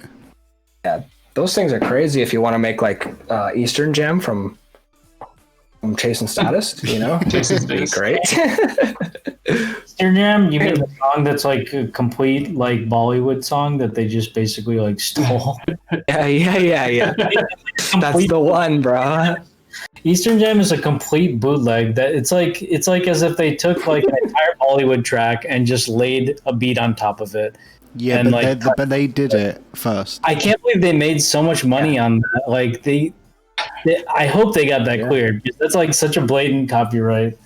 Oh, they 100% had to pay someone, because if I know anything about Bollywood music, they come after you like a ton of bricks, even for a second. That was a really popular song that they sampled. It was not just I know. Like yeah, they're on top of it in that world. Obscure Bollywood, you got to listen to like Suke Knight and stuff. That like I recognize so many of the original Bollywood songs that my parents probably have on cassette tape, and that's what Suke Knight uses. They're just like super old shit that my parents listen to that he makes into a sick dubstep beat. But that's why I love it so much. Like it hits me like especially hard because I like samples, you know. I think that kind of stuff works really well, is because in the Western world we're quite ignorant of Eastern music, right? So then you hear something and it's unique because you've never heard it before. But like maybe someone with your upbringing, Sashwat, you were just kind of like, that's a fucking ripoff, and everyone else is like, wow, I've never heard music like this. He does it badassly. Like that's my stance on bootlegs, right? Like I only like it if you like make it better, at least as good as the original, if not better than the original. Otherwise, just keep it to yourself, my friend. Keep it to yourself. That should be like on this shirt. Dang it, Dirty Dubs. Keep it to yourself. My friend. Come on, my friend. My friend. There's what I do love, just speaking about like music from what the Western world is not aware of. The compilations, oh my god, Soul Jazz do. and they will do like the most obscure compilations. Like one of my favorite ones is like Nigerian freedom songs, 1954 to 61 or something like that. And it's just like 30 tracks of just the most amazing music you'd never hear anywhere else. Because they don't get popular stuff. Soul they get jazz. deep cuts. The one that put out Steppa's Delight, right? Volume 1 and 2. Yeah, I remember those. Those were good. I had those on CD. Yeah. So if you're into finding out like weird music, what you'd never hear before, like soul jazz compilation, there's like another one I got is like German ambient producers from the 60s what done things for Matic about space. That's a compilation. Wait, so that's what soul jazz is like they just have random like. Oh well, they're mainly a reggae label. And they put out like they repress like a lot of old Island and Studio One stuff and Trojan and things like that. And they also get their own stuff, but they've started doing just like they've done it for years, but compilations just of music what's cool, right? Like a certain theme or something like that. Awesome. Nice. Man, I should start doing that. We should start doing like 4-track. See, that's the thing though. Like multi-artist releases are so damn like time-consuming, man. Like it takes so long to coordinate. Yep. Like I'd rather just go to Andrew and be like, all right, Ternion Sound EP, Jafu EP, Legendary EP. It's so much easier than like, all right, guys, each of you give me one track that fits the theme of like jazziness. Good luck. And then I'm sitting here waiting, like, oh god, Andrew is starting to tour again, so now I'm waiting on him, and now Jafu. Like, it just takes forever, like to do. That's why you gotta find obscure offcuts, right, and just license them. Yeah, and then be like, all right, here's the sample back, guys. Boom. Yeah. Go to town. Yeah, that'd be cool. So I'm just looking through show notes. We've literally hit every point, right? But not in the right order, so I'm a bit strung out here. I mean, we've been on almost 2 hours. Yeah. So I mean, we could take a listen to Jafu's tune, take another break, and recap. Yeah, let's do that, and then we're trying. I don't want to keep everyone. I want to be mindful of everyone's time as well. Yeah, so. Same. I haven't eaten today. I'm so hungry, dude. Got bangers to write. Yeah, I could go for some. I got bangers. A little meek. So this tune I picked of Jafu's was Duo Tone. So I was listening to your latest release on the Bandcamp, and like while it's all absolutely amazing, this tune is just like I've never heard anything like it. Like genuinely, I appreciate that, man. The story I guess behind that is that, like. I've always wanted to make more IDM styled some stuff, right? Like something more, a little bit more like glitch, like, and it's been a bit of a struggle for time to just kind of let myself break free of all the boundaries and stuff like that, right? So with that track, when I finally had like started it, I felt like it was just totally freeing. Like I was able to just lay it down and do things differently. I took different approach to everything that I normally would have. And I mean, that's hard in I itself, messaged right? one of my DJ friends. I was like, yes, I finally made some IDM. Like it was just totally freeing. That was the one. So that came out of it. It's a weird track, but I enjoy it. Like I enjoy the vibe, It's weird though. I think it's a good segue also into my next LP. What I liked about it is the more you listen to it, the more you appreciated it. And I think that's a sign of good music in general. And so a little bit about that EP too, right? Like it's when I was reading the description, it's like kind of like not like rejects, but like stuff that didn't quite make it on the album. That's going to be that might not have fit exactly. Yeah. So I mean, I can probably say now what the title of the LP is. So the reason I named that EP "Pulling for Stacks" was because the LP is called Stack City, and so. It's a highly concise kind of project where the entire thing is a fictional city in the future. And all the tracks kind of outline a different area of the city or street or whatever, right? And it kind of tells the story of that. It's kind of, once you see the artwork, I'm really excited to show the artwork because I had a guy do it for me and it's a physical collage and he had spent like months doing it. It was just, I'm giving him royalties actually. Because I love the artwork so much, and I feel like the artwork alone is honestly gonna sell the record. So we also pressed. We're probably only doing like I think 100 copies. I can't remember how many copies were pressed, but we just got it in the mail. So next month. You should do some like some additional merchandise to go. If it's something that he put a lot of time into and it's like actually super badass. Yeah, I'm considering doing posters and stuff and posters or shirts or something. Cool. I'll start writing some fan fiction. Yeah, dude, that'd be great. Yeah, I've got ideas in my head for it. Nothing's really laid out, but yeah, and I've got some more ideas for LPs in the future. That kind of tie into that. So I have one more idea for an LP after this one, and then he's just rounding stuff up for his dank and dirty. What will be happening? Yeah. Oh man, I've got a lot of material right now, so we'll just have to talk. Yes. All right. So this is why I run the show, by the way, just to release their shit. Yeah. All right, let's listen. All right, let's have a listen. This is a duotone by the man like Jafu. See you in about 3 minutes.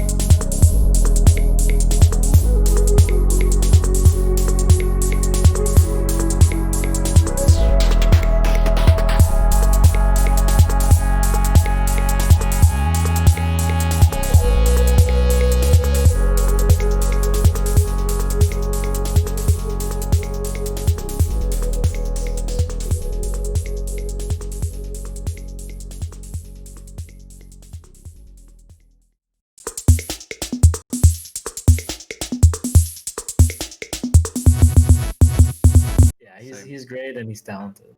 Exactly. I should be letting the patrons hear the behind the scenes chat next time. It'd be like when the camera goes off on Twitch, it goes on for you. I just take my wig off. Yeah. Yeah, we were all basically just shelling everyone in the scene. Music. Yeah. So good. We was actually picking up our I didn't fellow have this peers. mortgage, man. I Just having the scene. Yeah. Oh. Everyone with their talent and niceness.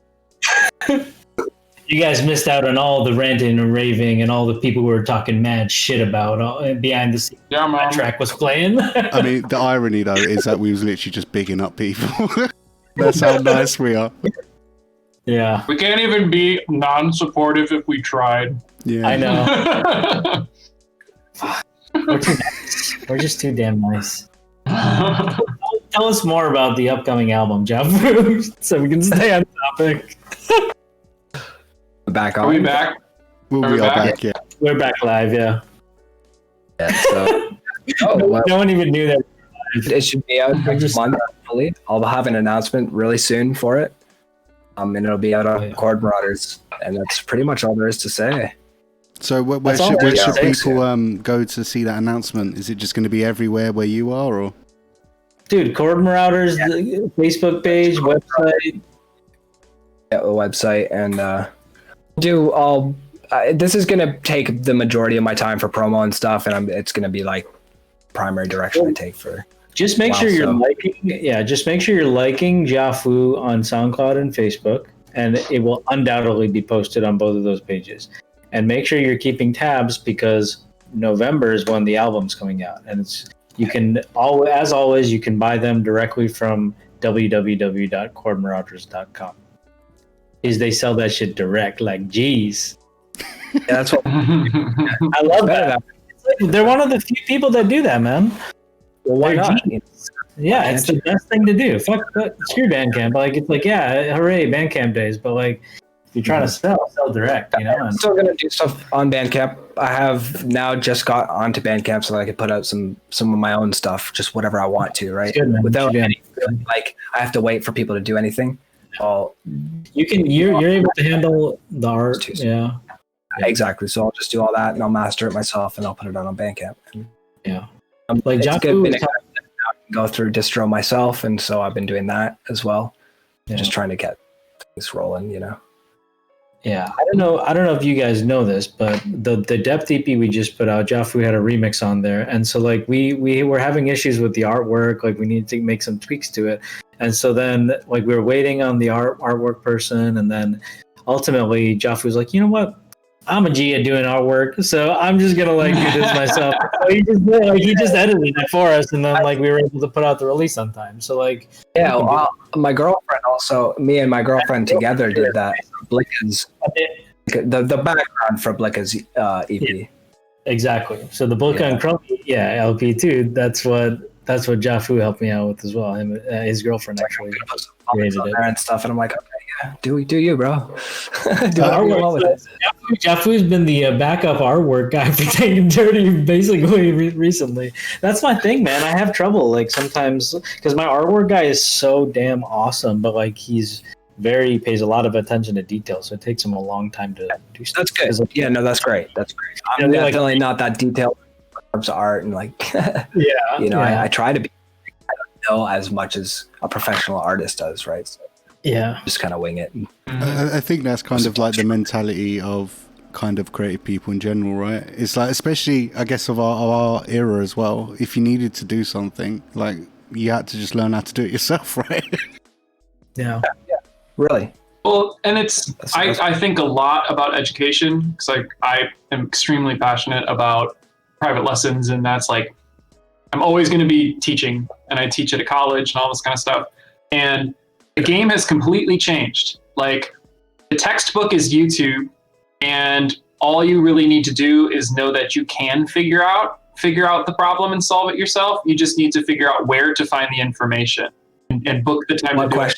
Yep. That's like everything I'm teaching is like, I can give you the right information at the right time, but honestly, you can solve all these problems. I'm just going to help you find where to go to find the answers and stuff, you know? So I think that was a big thing for me when I was coming up. I just didn't know what questions to ask. So I didn't know how to search for the things I wanted to know about online because I didn't know enough about the stuff that I was working with. Right? Mm-hmm. And so when I did go to school and I learned a little bit more about that stuff, it was great. It was just, I finally learned the ins and outs of how a compressor works and why it does what it does and stuff like that, right? So now I'm at the point where I feel like I could teach that stuff to others. And so that's why I've gotten into doing things like that, doing with Education and Bass. I'm doing more content with them. And recently, Bass Gorilla hit me up for tutorial series kind of thing. So see where that goes if that actually ends out.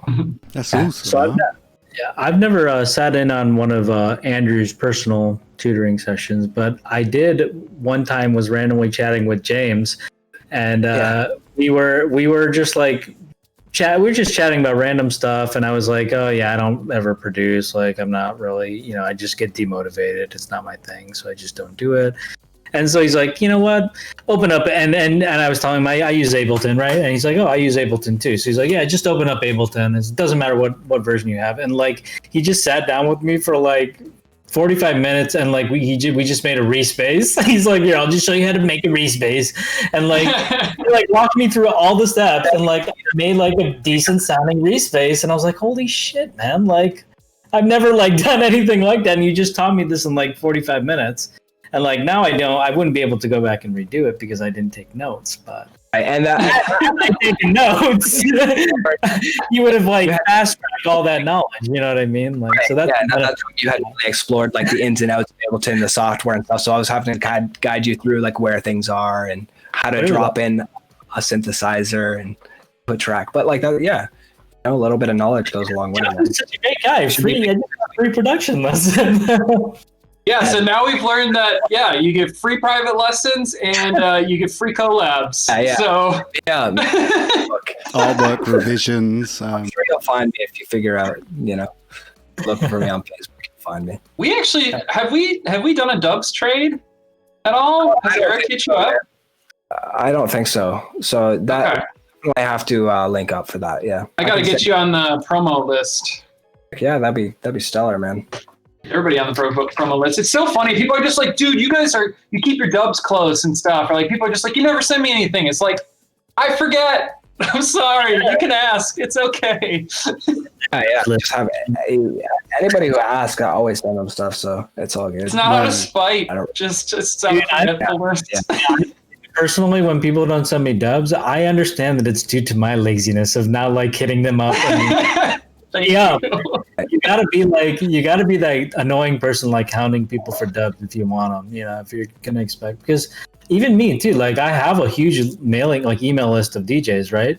But I rarely actually use it regularly and like send out like I'm more of the person who will just like send it out to a couple people I know are like really gonna do it, and we'll I know that's me too. Same thing. It's not like okay, time to blast everything out to my mailing list, We're trying to do that. We actually put up like process. I guess maybe 6 months ago or maybe a year ago now, we've been using this system of like, there's like the first people we send to, which are like the homies you talk to, right? And that's kind of like we messed something up. Thanks for letting me know it was spelled wrong. Or like, oh, I should fix this. And then like the next level is essentially like these people, like we want to make sure they've heard it and they can play it on radio shows or live or something like that, and we tried to like set up a process. And I think Eric is doing a really good job with that, because he's kind of the guy you talk to like get dubs traded back and forth. Yeah, you have to have like subgroups, and like it has to be well organized. It's a job. Yeah. I mean, there's 3 Ternions, so. I basically, my thing whenever I do want to send out a promo is like, I'll literally just go through my list of contacts like manually and be like, I'll just send it out to these people. He'd like this? Yeah, he'd like this. House DJs, like I don't have anything like, organized that way. Well, my favorite thing is like when I'm like, right, I'm going to send a tune pack to people, and then like I click on someone on Facebook and it says like last message 2012. I'm like, shit, man. I know. Can't be asking this guy for any favors. Yeah, I haven't spoke to you for 8 years, but here's some tunes I want you to play and get me my name out there more, mate. Cheers, thanks.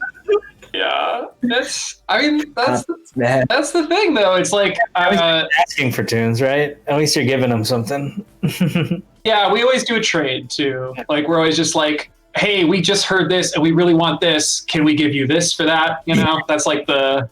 Because we're not like a label, so we always try to like back it up with something and make it fair. There's so many like rules, like unwritten rules.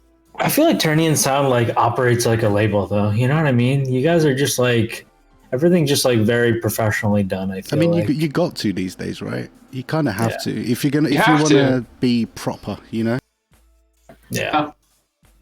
There's so much to do, and you almost have to DIY a lot of it and stay on top and like wear so many hats and like it's hard. I mean, honestly, like if you have a loyal following, right? Like, which I think like however many people it is, right? Whether it's, you know, you have 20 loyal supporters or 1,000, if you have a loyal following, then why wouldn't you like take the opportunity to sometimes do stuff by yourself rather than taking help from like a label, right? Like, yeah, absolutely. Whatever I release, like I'm taking 50% of what you guys do, basically, which is a lot of freaking money. And you guys, if you sell it on Bandcamp, you know, you can basically reach the same amount of people essentially. Because I'm going to push it the same. I'll push it like if you ask me to, I'll push it the same. I'll push it just as hard as anything that I would personally put out, right? So like it'll get the same amount of promo whether you self-release it or if I put it out. Only if you ask me to, right? There's levels.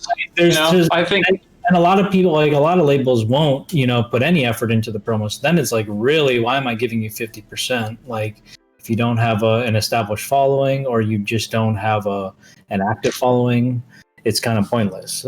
So you should try to learn to do some stuff by yourself if you can. I think we went into this with a kind of conversation about, just like North American area dubstep, and it turned into DIY. I like that. That's true. I don't think we ever answered the initial question. No, I think we should leave it that way. Yeah. Okay. I probably have to let you guys go, I think. Yeah. We're past 2 o'clock. Let's do one quick fire question. 2021's coming up. What are you excited to do? Musically, obviously. Wants to start? Outside. I'm not starting. I'm not starting. Jafu, what are you excited about?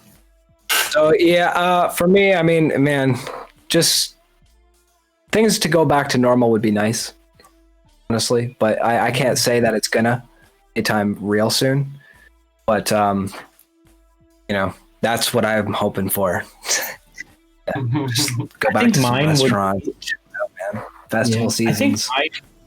I think mine would be that maybe sort of the opposite. Like maybe we can just continue like to learn some of the changes that we've made. We can continue those on even after we get back to normal. Like I'd like to be home permanently. It's going potentially dark. I don't know which way you're going with it. I mean, I'd like to the eradication of the human race is. No, I like to be at home all the time. So, I mean, I wouldn't mind like being able to work from home all the time because that's what I'm doing right now. So. Yeah, no, I agree with that for sure. Yeah. For sure. But I definitely don't like always being like in fear of like, oh shit, I might kill my parents or something. You know what I mean? Like really, really bright and motivating end to the show.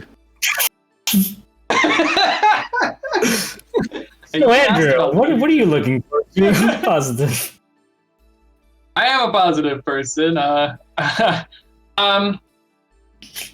I'm very happy that I went through several mental breakdowns this year. I think I cleaned up a lot of personal shit and learned a bunch of interesting stuff. So that's cool that is over. I would love to, play a shit ton of shows would be super cool. But I don't know, like there's the Patreon is going well. I would like to take 2021 to try and do some interesting artistic DIY stuff. I would really love to do a capsule. So I want to design, like have Ternion Sound write up some music and have the art and merch and everything come together to be one full message, like artistic statement. I think would be a very cool goal. So that's kind of one of my 2021s where it's just like, I don't know, there's like as many little tangible digital art pieces all with one concept.